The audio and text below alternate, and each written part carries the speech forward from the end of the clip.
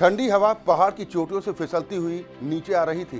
कश्मीर की वो रात आज सामान्य रूप से शांत थी, जैसे कुदरत खुद सांस रोककर किसी अनहोनी का इंतजार कर रही हो। नौशेरा सेक्टर में बनी अशोक लिस्निंग पोस्ट पर भारतीय जवान रोज की तरह मुस्तैद थे। ये पोस्ट तीन तरफ से दुश्मन की चौकियों से घिरी हुई थी। हर वक्त खतरे के साए में रहने वाली एक अकेली चौकी। जवान जानते थे कि यहाँ शांति एक भ्रम है और मौत अक्सर बिना दस्तक दिए आती है। 27 फरवरी साल 2000 की वो रात अचानक फट पड़ी। पाकिस्तान की तरफ से मोटार दहाड़े, गोले पहाड़ियों पर गिरे, जमीन कांपी, आसमान लाल हो उठा और उसी कवर फायर की आड़ में कुछ साए हरकत में आए। ये साए सैनिकों जैसे दिखते थे, पाकिस्तानी सेना की वर्दी में, लेकिन ये सैनिक नहीं थे। ये थे हरकत-उल जिहाद अल इस्लामी के प्रशिक्षित आतंकी। करीब 25 लोग लाइन ऑफ कंट्रोल पार कर चुके थे। उनके आगे आगे चल रहा था एक आदमी जिसकी पहचान उसके हुलिये से ही डर पैदा करती थी। एक आंख पर मोटा काला एविटर चश्मा, मोटी दाढ़ी जिस पर हिना का रंग, एक उंगली कटी हुई, उसका नाम था इलियास कश्मीरी। पोस्ट के भीतर गोलीबारी और हाथापाई शुरू हो चुकी थी। भारतीय जवान कम थे, लेकिन पीछे हटने का सवाल ही नहीं था। हर बंकर, हर कोना एक युद्ध क्षेत्र बन चुका था। और इसी अफरा तफरी में 17 मराठा लाइट इन्फेंट्री के जवान भाऊ साहेब मारुति तालेकर आतंकियों के हाथ लग गए। इसके बाद जो हुआ वो युद्ध नहीं, दरिंदगी थी। इलियास कश्मीरी ने भाऊ साहब की गर्दन काट दी। न कोई हिचक, न कोई इंसानी झिझक। कुछ ही घंटों बाद वही कटा हुआ सिर एक गाड़ी के बोनट पर रखा गया और पाकिस्तान के कब्जे वाले कश्मीर के कोटली शहर की सड़कों पर घुमाया गया। भीड़ जमा थी, किसी के चेहरे पर हैरानी नहीं बल्कि जश्न था। उस सिर के साथ फुटबॉल खेला गया, फिर उसे एक ट्रॉफी की तरह पाकिस्तानी सेना प्रमुख जनरल परवेज मुशर्रफ के सामने पेश किया गया। कहा जाता है कि मुशर्रफ ने खुश होकर 1 लाख रुपए का इनाम दिया। अगली सुबह पाकिस्तानी अखबारों के फ्रंट पेज पर एक ही चेहरा छाया हुआ था, इलियास कश्मीरी। पाकिस्तान के कट्टरपंथी तबकों में वो हीरो बन चुका था। भारत और पूरी दुनिया के लिए वो वहशी आतंक का चेहरा था। लेकिन ये कहानी सिर्फ उस एक रात की नहीं थी। 10 फरवरी 1964 पाकिस्तान के कब्जे वाले कश्मीर की समहनी घाटी भिम्बर, यही जन्म हुआ मोहम्मद इलियास कश्मीरी का। शुरुआत में वो एक साधारण लड़का था। इस्लामाबाद की अल्लामा इकबाल ओपन यूनिवर्सिटी में मास कम्युनिकेशन की पढ़ाई शुरू की। जिंदगी किसी और दिशा में जा सकती थी, लेकिन साल 1980 के दशक में अफगानिस्तान में सोवियत संघ के खिलाफ छिड़ी जंग ने उसका रास्ता बदल दिया। उसने पढ़ाई छोड़ दी और जिहाद के नाम पर अफगानिस्तान जा पहुंचा। वहीं उसने हथियारों की भाषा सीखी, लैंडमाइन, विस्फोटक, गुरिल्ला वॉरफेयर, सब कुछ। और इसी जंग में उसकी एक आंख चली गई और एक उंगली कट गई।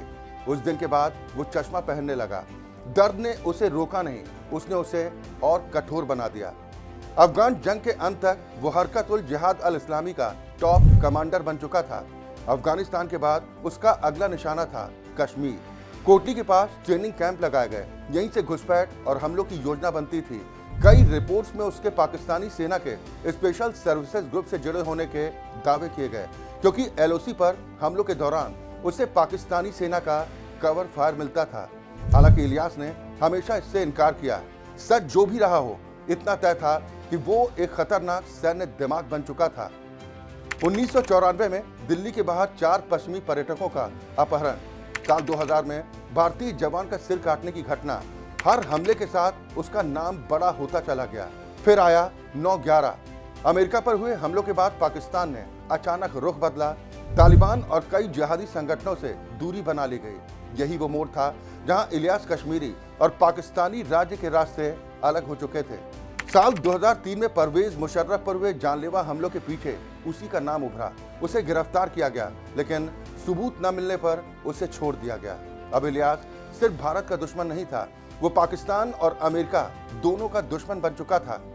2005 के बाद उसने वजीरिस्तान में अपना नया अड्डा बनाया और यहीं से जन्म हुई ब्रिगेड 313, एक एलीट कमांडो स्टाइल आतंकी यूनिट। इस यूनिट का नाम इस्लामी इतिहास की जंगे बदर से लिया गया था। यही ब्रिगेड आगे चलकर अल कायदा की शैडो आर्मी बनी। इलियास कश्मीरी अल कायदा का प्रमुख ऑपरेशनल कमांडर बन चुका था। ओसामा बिन लादेन और ऐमान अल जवाहिरी के बाद उसका नाम लिया जाने लगा। 26/11 मुंबई हमले की रेकी करने वाला डेविड हेडली उससे मिला। डेनमार्क में कार्टून विवाद पर हमले की साजिश रची गई। CIA के कैंप चेयरमैन पर आत्मघाती हमला हुआ। पुणे जर्मन बेकरी ब्लास्ट और कराची के मेहरान नेवल बेस पर हमला, सब जगह उसका साया दिखता था।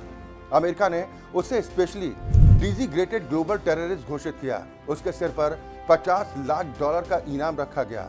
वो अमेरिका और पाकिस्तान दोनों की मोस्ट वांटेड लिस्ट में था। और फिर आई 3 जून 2011 की रात। नॉर्थ वजीरिस्तान का एक सेबों का बाग। इलियास अपने कुछ साथियों के साथ बैठा था। कहा जाता है चाय पी रहा था। आसमान में प्रीडेटर ड्रोन चुपचाप मंडरा रहे थे। अचानक हेलफायर मिसाइलें, एक के बाद एक धमाके, आग, धुआं और फिर सन्नाटा। इलियास कश्मीरी मारा गया। कोई कब्र नहीं, कोई जनाजा नहीं। कुछ समय तक उसकी मौत पर भी यकीन नहीं किया गया, क्योंकि पहले भी कई बार उसकी मौत की झूठी खबरें फैल चुकी थी। आखिरकार अलकायदा और ब्रिगेड 313 ने खुद पुष्टि कर दी कि उनका कमांडर मर चुका था। सालों बाद उसकी परछाई फिर जिंदा हो उठी। फिल्म धुरंधर के जरिए अर्जुन रामपाल का किरदार मेजर इकबाल आधिकारिक तौर पर भले ही किसी एक व्यक्ति पर आधारित न बताया गया हो, लेकिन दर्शक उसमें इलियास कश्मीरी की छवि साफ देख पा रहे हैं। वही ठंडा चेहरा, वही निर्ममता, वही आतंक। एक छात्र से लेकर अल कायदा के सैन्य दिमाग तक का ये सफर सिर्फ एक आदमी की कहानी नहीं है, ये उस विचारधारा की कहानी है जो इंसानियत को रौंदती है और मौत को जश्न बनाती है। और ये उस भारतीय जवान की भी कहानी है जिसका बलिदान आज भी इतिहास में एक जिंदा फिल्मी सीन की तरह दर्ज है। कुछ चेहरे मिट जाते हैं, कुछ नाम इतिहास बन जाते हैं, लेकिन कुछ कहानियां कभी खत्म नहीं होती।